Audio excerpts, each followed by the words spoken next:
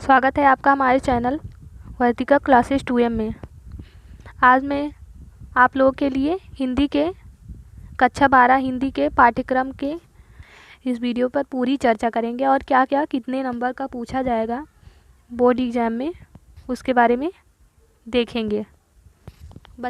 कई बच्चों को पता नहीं रहता है कि हमें क्या पढ़ना है हिंदी में ख़ास उनको प्रॉब्लम आती है कि हिंदी में पता नहीं रहता है तो चलिए बढ़ते हैं।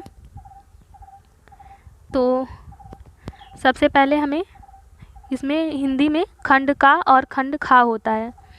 तो खंड का में 50 अंक का पूछा जाता है जो हमारा सिलेबस होता है।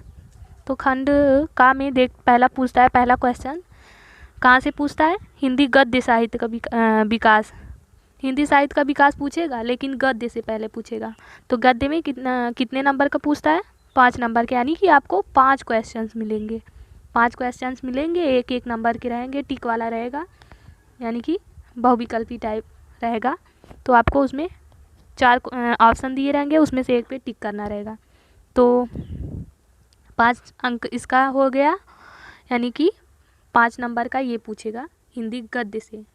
और उसके बाद दूसरा क्वेश्चन है हमारा हिंदी पद्य साहित्य का इतिहास, यानी कि हिंदी साहित्य का इतिहास, यानी कि हिंदी के साहित्य का विकास पूछेगा लेकिन पद्य से भी पूछेगा, यानी कि दोनों से पूछता है। 5 उसका पूछ सकता है, उसके बाद 5 इसका पूछेगा।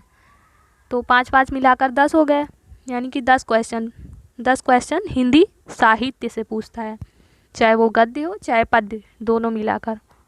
तो आपको इसमें 10 नंबर मिलेंगे।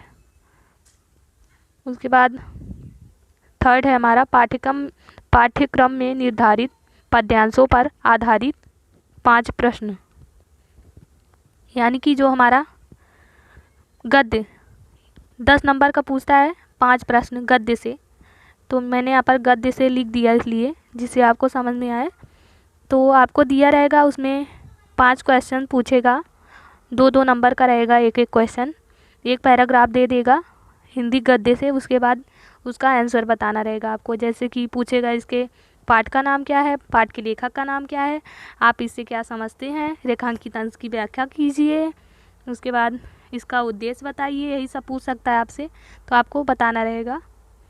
तो वैसे ही पाठ्यक्रम में निर्धारित पद्यांशों के आधार पर 5 प्रश्न, सॉरी वहाँ पर मिसप्रिंट हो गया है, गद्यांशों पर रहेगा और यहाँ पर पद्यांशों पर। तो आप समझ लीजिएगा इसको। 10 नंबर का ये भी पूछा जाएगा और आप इसमें भी आपको एक दे देगा पैराग्राफ, उससे भी पद्य से, और उससे पूछेगा कि इसमें लेखक का नाम, पाठ का नाम, उसके बाद इसकी व्याख्या, ये भी पूछ सकता है। तो ऐसे आपको 5 पूरा प्रश्न पूछेगा। तो 5वां क्वेश्चन है हमारा पाठ्यक्रम में निर्धारित लेखक एवं कवियों का साहित्यिक परिचय व कृतियाँ, यानी कि सिर्फ लेखक का नहीं, कवि का भी लेखक का भी, दोनों का पूछेगा।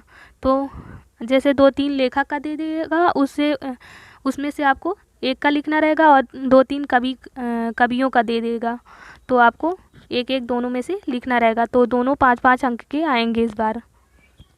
तो आप इसको भी तैयार करिएगा, उनका जीवन परिचय और कृतियाँ। उसके बाद आता है हमारा 6th पाठ्यक्रम निर्धारित कहानियों का सारांश एवं उद्देश्य। जो हमारे पाठ्यक्रम में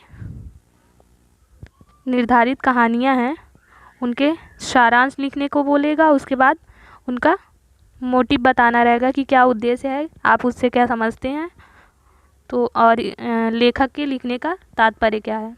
तो ये भी 4 नंबर का पूछेगा। उसके बाद पाठ्यक्रम में निर्धारित नाटक की कथा वस्तु एवं प्रमुख पात्रों का चरित्र चित्रण। तो नाटक में दे देगा आपको, एक क्वेश्चन पूछेगा, उसमें से 4 नंबर का रहेगा, उसका बताना रहेगा आपको चरित्र चित्रण। पाठ्यक्रम में निर्धारित खंड काव्य की कथा वस्तु एवं प्रमुख पात्रों का चरित्र चित्रण, आपको ये भी बताना रहेगा खंड काव्य से। शायद इस बार ये दोनों ना आए, लेकिन आपको पूछ भी सकता है, तो आप इसे तैयार एक बार तो ज़रूर पढ़ लीजिएगा, एक बार ऐसे देख लीजिएगा, चाहे तो कहें। क्योंकि कोई भरोसा नहीं है, पूछ भी सकता है। तो आप कहानी की तरह ऐसे पढ़ लीजिएगा और समझ लीजिएगा कहानी उसकी, तो आपको लिखने में परेशानी नहीं होगी। जैसे कहानी पढ़ते हैं तो कहानी बहुत तेज़ तैयार होती है हम लोगों को, तो वैसे ये भी तैयार हो जाएगा आपको। तो उसके बाद ये हुई खंड का की बात। कुल मिला के यहाँ पर 50 अंक के खंड का में जितने भी क्वेश्चन पूछे थे उसका मैंने यहाँ पर लिख दिया है। टोटल ऐड करेंगे तो 50 ही होगा। उसके बाद खंड खा की बात करें तो ये भी 50 अंक का पूछता है। तो क्या क्या पूछता है तो देखते हैं। तो संस्कृत में निर्धारित पाठ के आधार पर एक गद्यांश एवं एक श्लोक का संदर्भ सहित हिंदी में अनुवाद। यानी कि संस्कृत में जो हमारे संस्कृत में रहता है पाठ, गद्य और उसमें गद्य और पद्य दोनों रहते हैं। तो आपको श्लोक भी पूछ सकता है, श्लोक और गद्यांश दोनों दे देगा और उसके बाद 4-4 नंबर का पूछेगा। उसमें से आपको संदर्भ सहित हिंदी में अनुवाद करना होगा। संस्कृत में दिया रहेगा, हिंदी में अनुवाद करना रहेगा। यानी कि संदर्भ सहित यानी कि उसके पाठ का नाम भी पूछेगा, तो आपको ये लिखना रहेगा। तो मैं आपको एक और बात बता दूं, अगर अभी मैंने इंग्लिश यानी कि इंग्लिश सब्जेक्ट की जो सिलेबस रिड्यूस हुई है उसकी एक वीडियो डाल दी है और उसके बाद उससे रिलेटेड 2 लेसन पढ़ा दिए हैं पोइट्री के।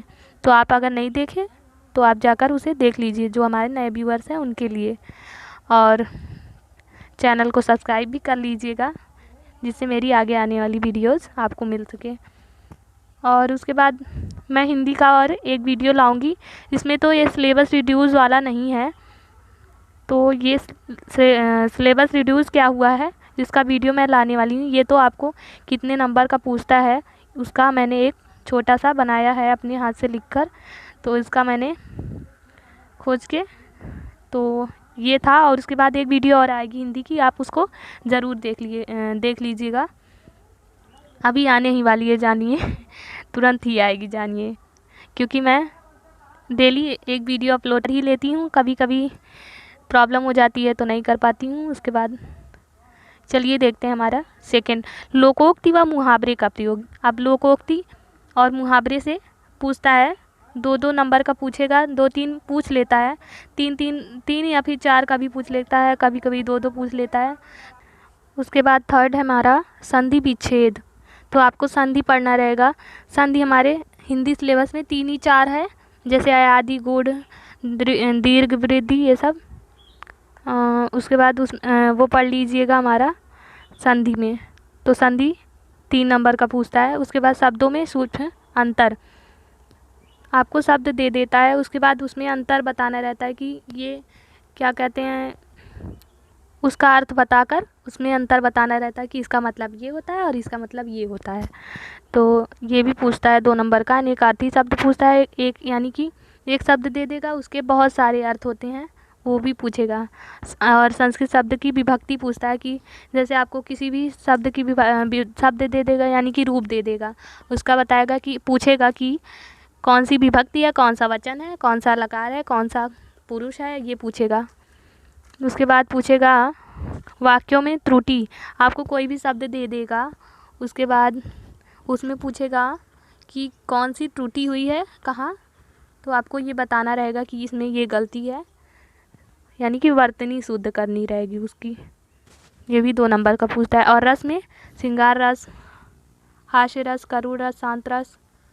उसके बाद लक्षण उसके और उदाहरण, इन सब का लक्षण, उदाहरण और परिभाषा भी पूछ सकता है, 2 नंबर का आता है। उसके बाद संधि में मैंने बताया था अभी, दीर्घ, वृद्ध आदि।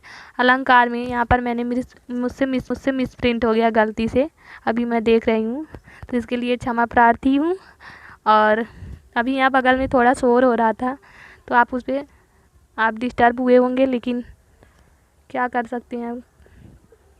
उसके बाद अलंकार में आपको पढ़ना रहेगा शब्दालंकार, अर्थालंकार पूरा नहीं पढ़ना है आपको, यमक, श्लेष, यही सब पढ़ना है। अनुप्रास, श्लेष अलंकार, यमक अलंकार, उसके बाद अनुप्रास अलंकार, रूपक, उपमा, यही सब 5-6 आपको पढ़ने रहेंगे।